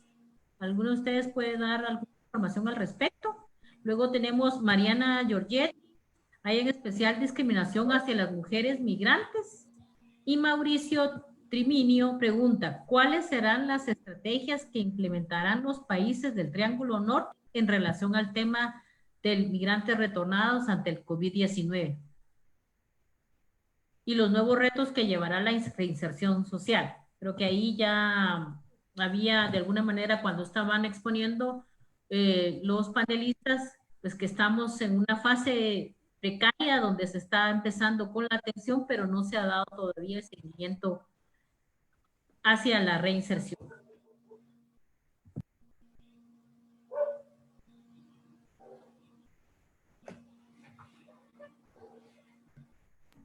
Respecto a... Bueno, en relación al tema de números o cifras de deportaciones y el impacto económico, eso es algo por determinar. En el caso todavía en Guatemala, sí, obviamente ha habido un impacto negativo y esperamos que sea más riguroso porque los migrantes están enfrentando dureza, no solo porque no tienen empleo, están en espacios racistas, están ante detenciones, tienen que hacer gastos extras en el tema de salud, así que las cifras van a incrementarse y también tenemos que partir que los jueces de migración tienen una cuota de 700 casos que negar al año. Entonces, sí esperamos mayor detenciones y mayor pérdida de cortes, lo que incrementará las deportaciones. Y hasta ahí podría decir.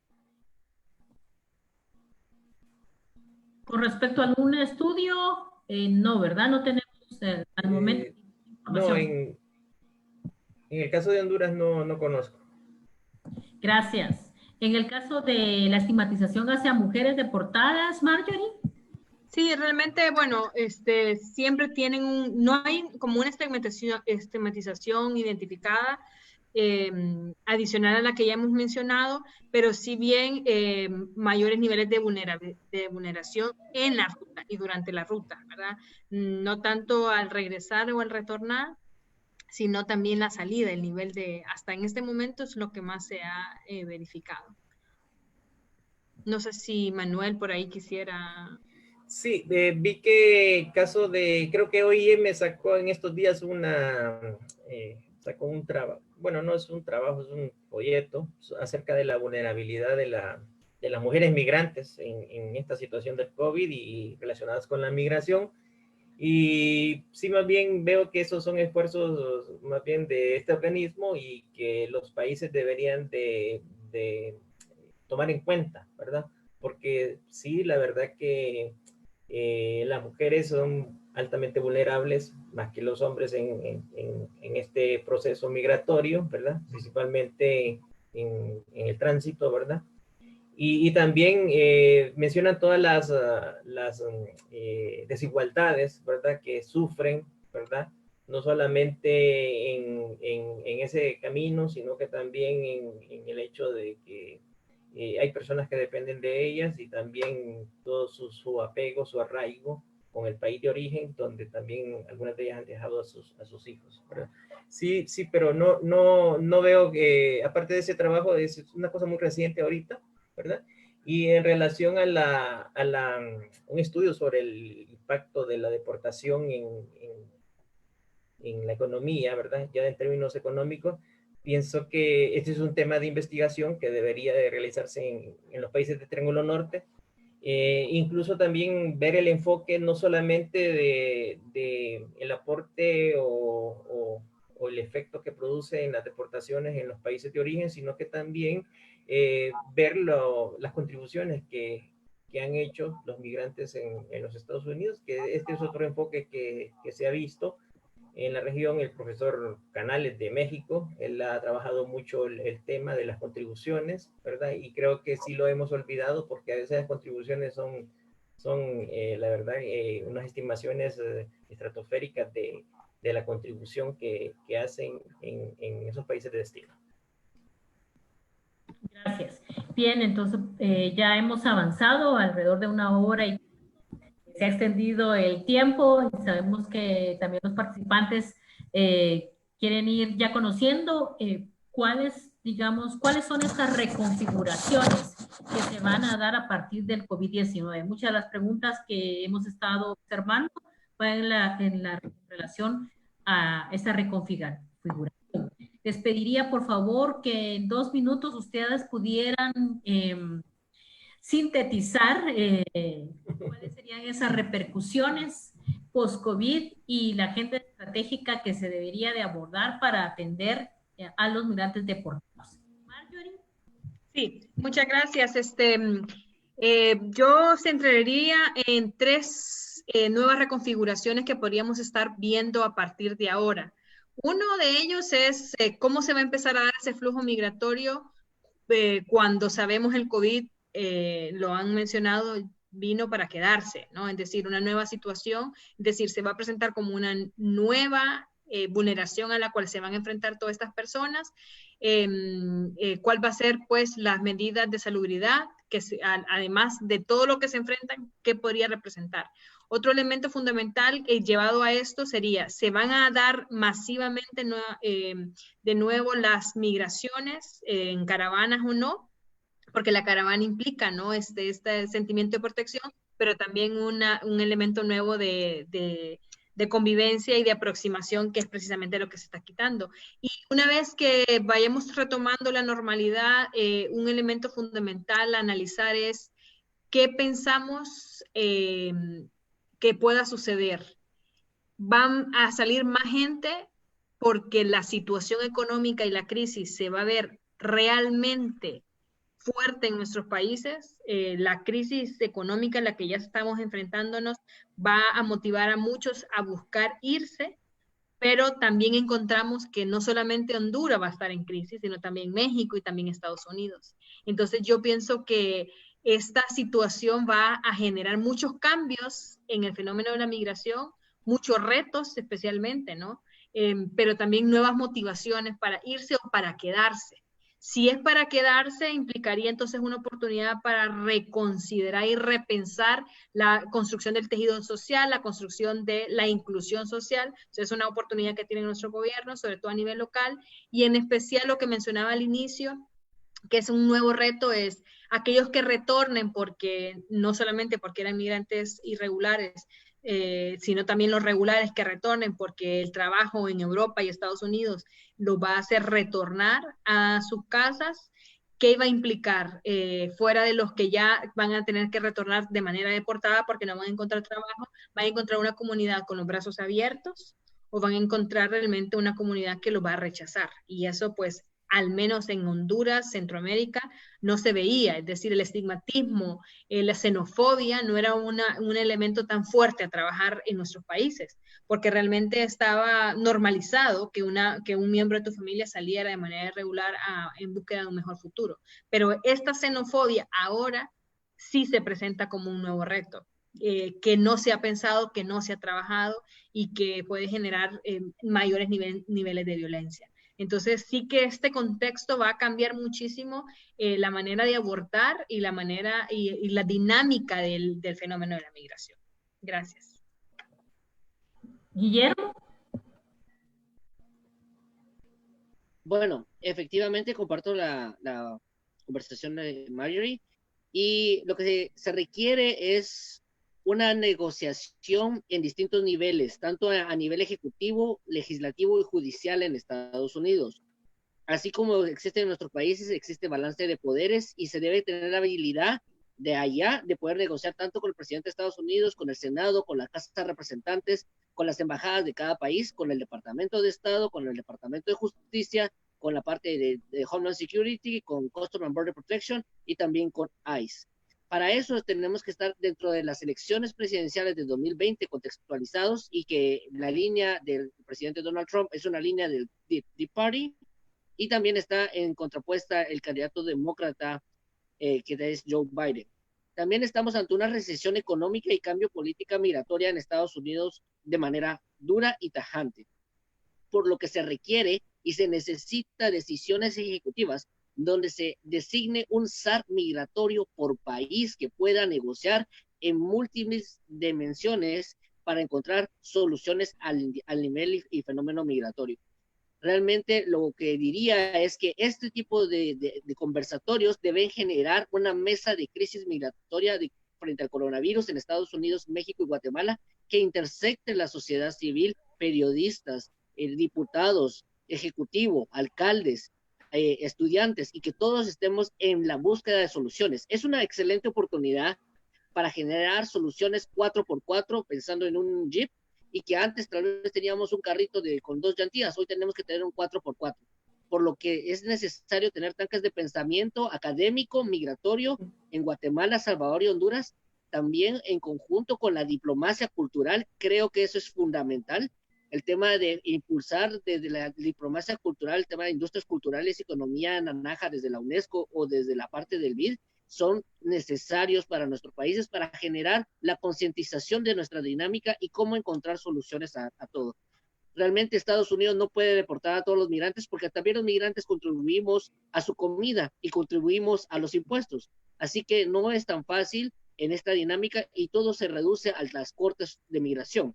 No van a salir inmediatamente y podemos buscar siempre una lucha desde los abogados, pero se requiere también las decisiones del Ejecutivo y Legislativo y Municipal de nuestros países de abrirnos las puertas para darles el know-how para transferir y buscar soluciones, como digo, en un 4x4 que nos ayude a tener dinámicas proactivas. Gracias, Guillermo. Doctor Fonseca. Sí, viendo la reconfiguración de la inmigración desde los Estados Unidos como país de destino, yo veo que lo que esperamos es una embestida en casi todos los migrantes en los próximos meses, que va a ser agravada por los efectos económicos del COVID, el discurso eleccionario y las medidas antimigratorias, ¿verdad? Se está vendiendo la idea que era antes del COVID, atentar contra la seguridad nacional, en el COVID sobre la seguridad sanitaria, y post-COVID lo que va a venir es la seguridad de los empleos por los migrantes, ¿verdad? También va a conducir a un incremento de detenciones, aumento del número de deportaciones porque están retenidas, el aceleramiento de otras medidas como la construcción del muro de la frontera, nuevas disposiciones migratorias y la afectación económica a los migrantes en el destino, ¿verdad? Por los efectos de la recesión, principalmente en el sector de servicios, construcción, manufactura, por su alta vulnerabilidad, y una reducción del envío de remesas desde los países de destino a los países de origen, ¿verdad?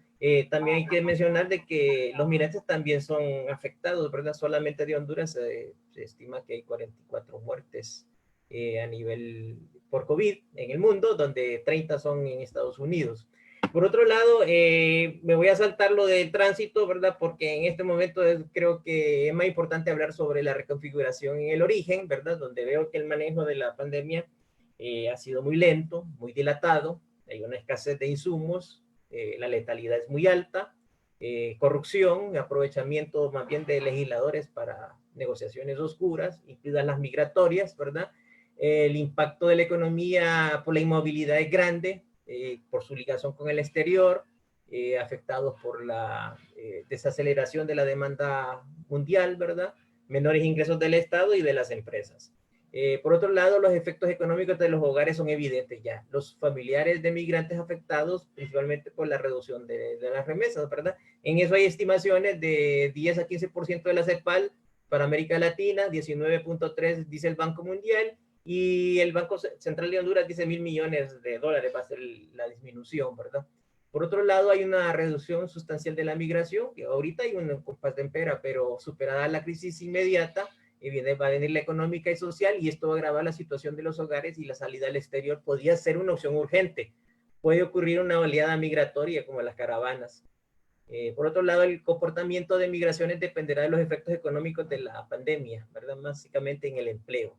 De la malla de contención de tránsito que se está armando, bueno, que ya existe, pero que se está armando en más países, y el endeudamiento, el endurecimiento de las medidas migratorias en los Estados Unidos, ¿verdad? La llegada de deportados, extranjeros en espera de asilo, salida de migrantes al exterior, detenciones, solicitudes, asilo, tercer país, continúa en el fenómeno migratorio.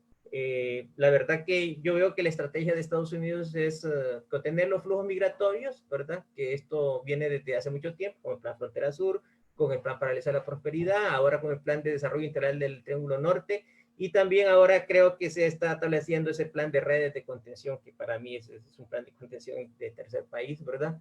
Yo veo que es una especie de muros y de redes de contención que ha hecho que incluso las fronteras del norte vayan bajando. Primeramente llegaron hasta Chiapas, ¿verdad? Con el Plan Frontera Sur, pero que ahora llegan hasta Las Manos y La Saule en la frontera Honduras-Nicaragua, ¿verdad? Hasta ahí está bajando esa malla de contención. Es cierto que, aunque no se diga, ¿verdad? Sigo sosteniendo por mi disciplina de que uno de los orígenes es el superávit de mano de obra generado por el cambio demográfico y que esto va a continuar en el tiempo. Y la verdad que aunque no lo admitan los países de destino, la verdad que los necesitan y los van a necesitar principalmente más en el futuro con su cambio demográfico hacia el envejecimiento. Por otro lado, para finalizar, las poblaciones siguen migrantes y paradójico es que no hay proyectos específicos que directamente atenúen o reduzcan o aseguren una migración segura en el país, ¿verdad?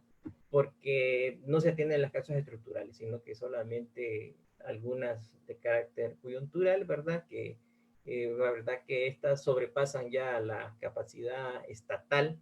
Y ahí donde es necesario un esfuerzo muy grande entre la academia, el Estado y las fuerzas, ¿verdad? La sociedad civil, pero eso en el momento actual en el país no es tan viable, ¿verdad? Porque hay una falta de cohesión social, ¿verdad? Y por los estilos de gobernanza que existen en Honduras. Ahí me quedaría. Muchísimas gracias. Vamos a pasar las últimas 3 preguntas. Nos han hecho más preguntas y vamos a priorizar 3 y vamos a gestionar las mismas a los panelistas y en los comentarios les vamos a responder. Nos pregunta Ismael Rims de Alianza Global de Opus Person local. Las estrategias económicas para reinsertar y contener la migración atienden a la perspectiva de derechos. ¿No estamos repitiendo paradigmas que nos llevaban al mismo resultado? Quizá, doctor Manuel Flores, ¿podría usted contestar esta? Luego tenemos a Michi Ardón Mejía, pregunta, en Honduras, ¿cómo se está trabajando el tema de tejido social para la protección a la población migrante deportada? Quizás, Marjorie, ¿podrías responder eso? Y Olinka Azul pregunta, además de la estigmatización y la exclusión institucional que están experimentando las personas retornadas, ¿qué retos están experimentando en materia de atención a la salud? Por favor, Guillermo, tú nos podrías compartir sobre todo, ¿verdad? Desde Estados Unidos, ¿qué es lo que has visto tú respecto a la atención a los migrantes en temas de salud a partir del coronavirus?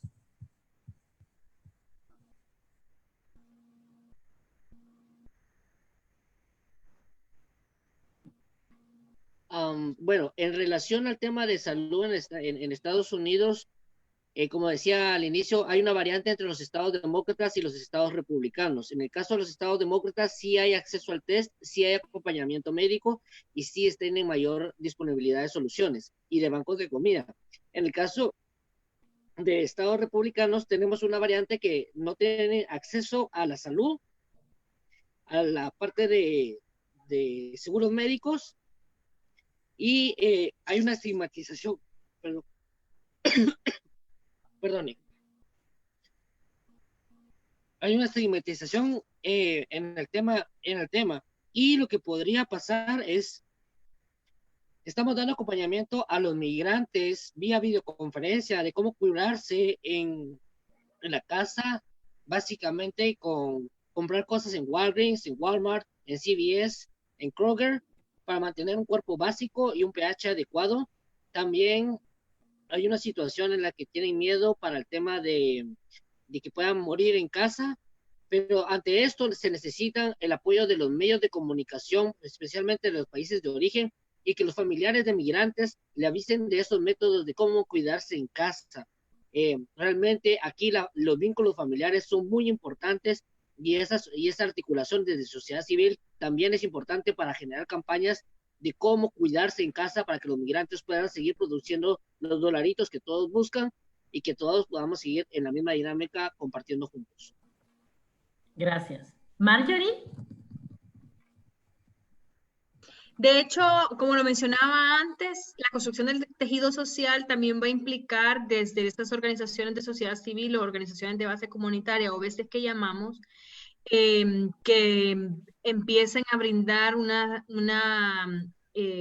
colaboración y asistencia, porque el gobierno no va a ser una fuente de empleo. De hecho, hay muchas organizaciones en Honduras, como CAS, Menonita, Acción Menonita, que realmente lo que han empezado a generar es una reinserción adecuada y sostenible en el tiempo para migrantes que han retornado, especialmente con alguna vulneración o con enfoque en temas de género o con adolescentes hasta cierta edad. Y implica también una cierta concientización, ¿no? de que la migración pues no solamente es algo normalizado, sino que implica muchos elementos fundamentales para la construcción de nuestra propia sociedad. Y cómo se ha ido generando, pues cada vez más estas organizaciones, por eso decía que es ahora un nuevo reto, una nueva configuración que nos trae el COVID, porque si estas organizaciones estaban impulsando incluso organizaciones y grupos de migrantes que han retornado y que están incorporándose como asociaciones a nivel de país para brindar este apoyo, cómo empiezan a organizarse. Cuando yo hablo de organizaciones de base comunitaria, hablo desde patronatos, desde Junta de Aguas, desde iglesias, entre otras, que realmente que son líderes dentro de sus localidades y que han empezado a brindar respuesta articulada. Han colocado a personas migrantes retornadas en trabajo, han apoyado para conseguir operaciones, y era este el tema por el que se iban. Es decir, es un trabajo bastante fuerte, ya que el Estado pues no tiene una respuesta sistemática a todas las necesidades y los problemas estructurales por los cuales las personas se van, y es ahí en donde la primera mano y el primer auxilio lo encontramos dentro de la propia sociedad, a través de sus entes organizados. ¿Cómo hacerlo? Realmente genera mucha concientización, implica mucho hablar sobre el tema, implica muchas campañas de comunicación para el desarrollo con cambio de normas sociales, de comportamientos, de conductas normalizadas, que vamos a empezar a ver algunas violentas, y es un reto, realmente es un reto enorme, pero tenemos que caminar de la mano para la reintegración sostenible con estas organizaciones que he mencionado anteriormente. Gracias. Gracias. Y respecto si hay enfoque de derechos en estas estrategias de atención de reinserción laboral, Manuel, ¿tú crees que hay ese enfoque? Bueno, lo que veo es de que la verdad que no hay una estrategia específica, ¿verdad? Una estrategia económica. Sí veo que se ha mencionado muchos recursos hacia el tema migratorio en los últimos años, principalmente en la última década.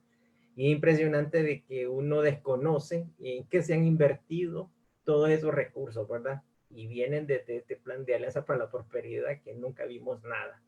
Por otro lado, veo de que el último plan de desarrollo integral que elaboró la CEPAL, en conjunto con el apoyo de México y Estados Unidos, yo veo que sí, es una buena opción porque en ese plan no solamente se hace un diagnóstico, sino que se desarrolla una estrategia, ¿verdad? De líneas estratégicas que se tienen que tratar con el tema de migración y más que todo con la parte económica, ¿verdad? Y todo parte hacia lograr una sostenibilidad económica, ¿verdad? Pienso que sí, el tema de los derechos humanos siempre debe de estar presente, pero pienso que en estos momentos van a haber las grandes dificultades económicas, ¿verdad?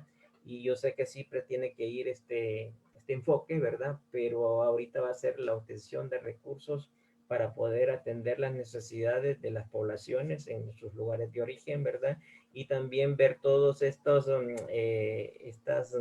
desigualdades o procesos que ocurren en el fenómeno migratorio, ¿verdad? Entonces, hacia ahí va a ir el enfoque, pienso yo, una respuesta más que económica, y lo vemos incluso ahorita en las respuestas de los gobiernos hacia el COVID, de que parecía que prima más lo económico a veces hasta, y ponen hasta después la parte sanitaria, ¿verdad? Muchísimas gracias a nuestros También queremos agradecer a todos los que participaron, quienes compartieron nuestro link y que lamentablemente no pudimos tener acceso a sus preguntas. Reiteramos que vamos a gestionar las preguntas con los panelistas, aquellas que no pudimos contestar.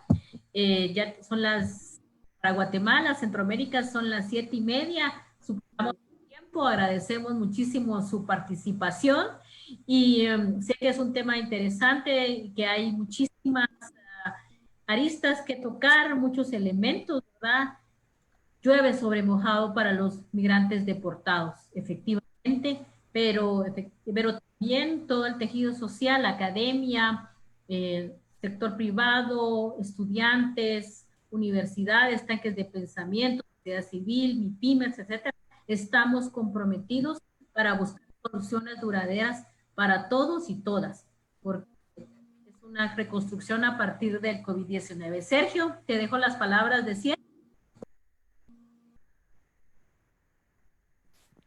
Bueno, pues yo quisiera en primer lugar agradecer muchísimo a Marjorie, a Guillermo y a Manuel, porque la verdad es que sus opiniones, sus experiencias, su conocimiento nos ha dado muchos elementos para pensar y también para responder a muchas de las dudas de las personas que han estado con nosotras.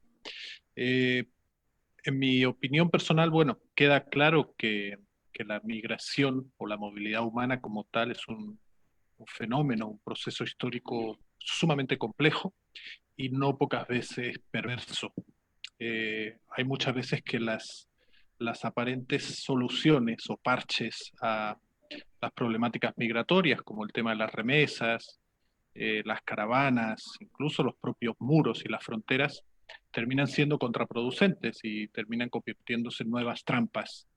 Entonces es un momento muy delicado que estamos atravesando con las transformaciones evidentes que va a provocar esta pandemia.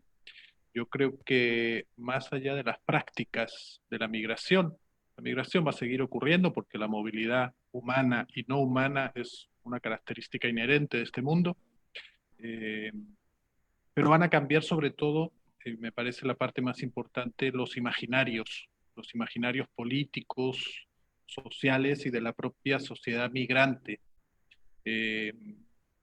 Cambiarán las fronteras, cambiarán las políticas, en muchos casos van a cambiar las formas que tenemos de pensar a las personas migrantes, pero el reto en este momento está justamente en que logremos articular una academia socialmente comprometida, una sociedad civil organizada y consciente, y por supuesto el valor y los conocimientos de las propias personas migrantes, que son las protagonistas de toda esta tragedia, a veces un poquito más alegre y la mayor parte de las veces bastante triste. Entonces yo creo que también el reto, que es un poco lo que tratamos con esta sesión de estas sesiones y las que vendrán de los conversatorios, es responder a una pregunta. Yo creo que va más allá de las transformaciones, de lo que está ocurriendo en esta coyuntura. La pregunta sería si queremos llegar después del COVID a la situación que teníamos antes del COVID. Porque a mí me parece que en este momento de crisis es un momento en el que tenemos que tratar de imaginar y pensar y luego construir nuevos escenarios que sean radicalmente distintos. Yo creo que justamente con estas iniciativas y un poco con este corazón que ponemos en lo que hacemos y lo que vivimos, desde el sur global, es decir, fuera de los centros hegemónicos, que son los que suelen y han solido dictar las reglas hasta ahora, donde deberíamos retomar el lema zapatista de que otros mundos son posibles. Y otros mundos son posibles también para entender la migración, las personas migrantes, la convivencia entre pueblos. Creo que ese es el espíritu de estos diálogos y agradezco tanto las participaciones de mis colegas como la atención de la gente que ha estado acá y que con sus preguntas muestra que estamos ante un diálogo imprescindible ya. Así que muchas gracias a todas y a todos. Y nos vemos en la siguiente sesión, por supuesto. Sí. Muchísimas gracias, Guillermo. Muchas gracias, Marjorie. Muchas gracias, Manuel, por estar con nosotros y acompañarnos, y a todos los participantes a través del Facebook Live, de las retransmisiones que hicieron otros colegas. Y posteriormente va a estar en la copia del video para que puedan ustedes dar seguimiento. Muchísimas gracias, que tengan una buena noche y un abrazo.